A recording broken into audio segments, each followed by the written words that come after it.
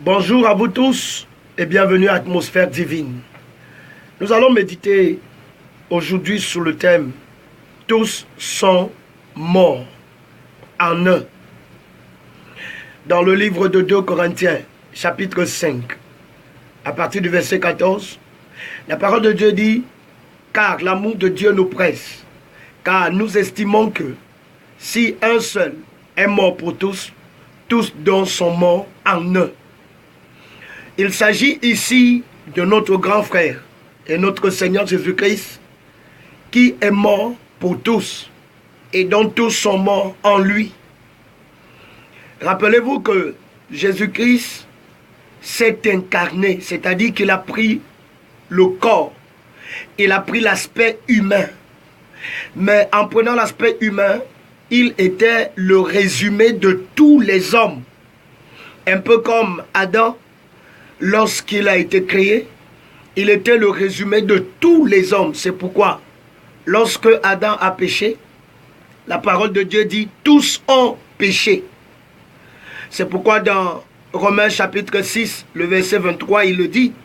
Il dit « tous ont péché et sont privés de la gloire de Dieu ».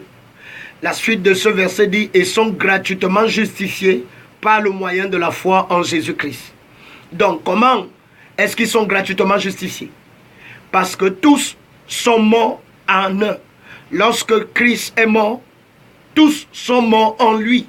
Parce que lorsque Jésus s'est incarné, il est devenu le résumé de tous les hommes. Il est devenu le second Adam. Et ce second Adam avait en lui l'identification de tout ce qui concerne Adam. C'est pourquoi le premier Adam, étant introduit dans le monde, a introduit le péché, et que nous savons que le salaire du péché, c'est la mort. Il s'est donc incarné et il est devenu ce premier Adam. Et ensuite, il est mort à la croix parce que sa mort était le salaire du péché.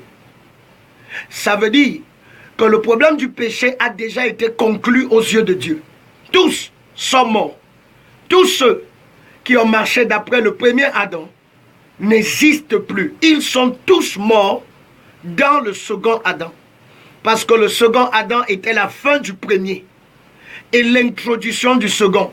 C'est pourquoi le premier était une âme vivante, mais le second est un esprit vivifiant. Pourquoi? Parce que le premier est mort dans le second et le second était dans la chair. Donc Christ est le second Adam, il est l'esprit qui vivifie. Et lorsque Christ il s'est incarné, il a pris la place du premier Adam.